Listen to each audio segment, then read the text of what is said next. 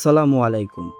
রাজশাহী শহরের ব্যস্ততা থেকে একটু সময় বের করে আজ চলে এলাম রাজশাহী চিড়িয়াখানায়। একটা সুন্দর দিন আর সঙ্গে কিছু অসাধারণ মুহূর্ত আমাদের ক্যামেরাবন্দি করার ছোট একটা চেষ্টা।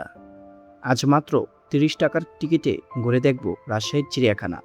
শেষের দৃশ্যটা একেবারেই মিস করবেন না। আগেই বলে রাখা ভালো, বর্তমানে রাজশাহী চিড়িয়াখানায় বন্যপ্রাণী একেবারেই নেই।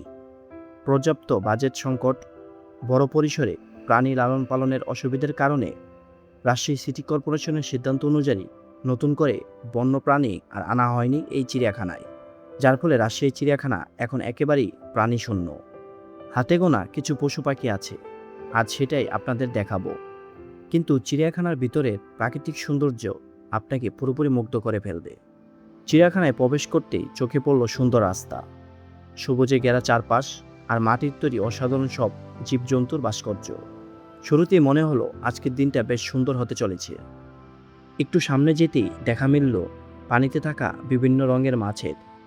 পানির মধ্যে তাদের ছুটে চলা আর রঙের খেলা দেখতে বেশ শান্তি লাগছিল। 10 টাকার মুড়ি কিংবা বাদাম কিনে পানিতে ফেললেই এই বিভিন্ন রঙের ছোট বড় সব মাছ পানির উপরে উঠে আসে খাওয়ার জন্য। যারাই এখানে আসছিল সবাই এই জিনিসটাকে বেশ উপভোগ করছিল। এরপর দেখা হলো হরিণের সঙ্গে। শান্ত আর সুন্দর এই হরিণগুলোকে কাছ থেকে দেখার মুহূর্তটা সত্যি উপভোগ করার মতো ছিল। আর অপর পাশে আছে বেশ কিছু প্রজাতির পাখি। পাখিগুলোর কিচিরমিচির ডাকে চিড়িয়াখানার পরিবেশটা সত্যি অসাধারণ ছিল। চিড়িয়াখানার ভিতরে যত এগিয়েছি ততই নতুন নতুন দৃশ্য চোখে পড়েছে।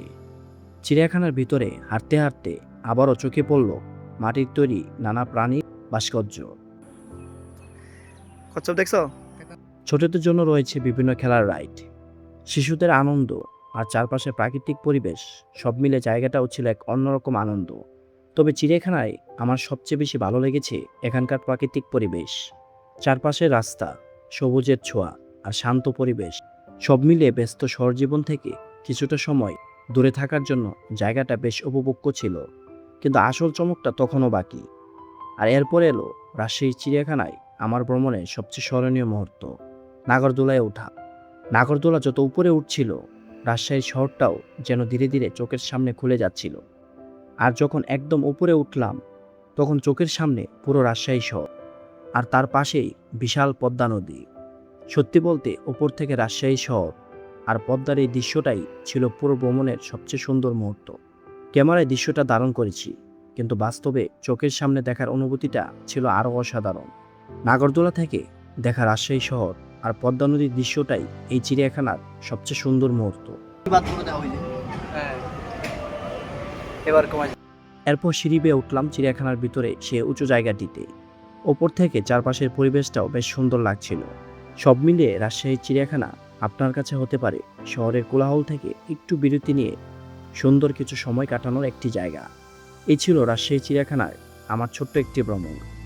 আর অবশ্যই কমেন্টে জানাবেন নাগরদোলা থেকে দেখা রাজশাহী শহর আর পদ্মা নদীর এই দৃশ্যটা আপনাদের কেমন লেগেছে। আবার দেখা হবে নতুন কোনো জায়গায় নতুন কোনো গল্প নিয়ে।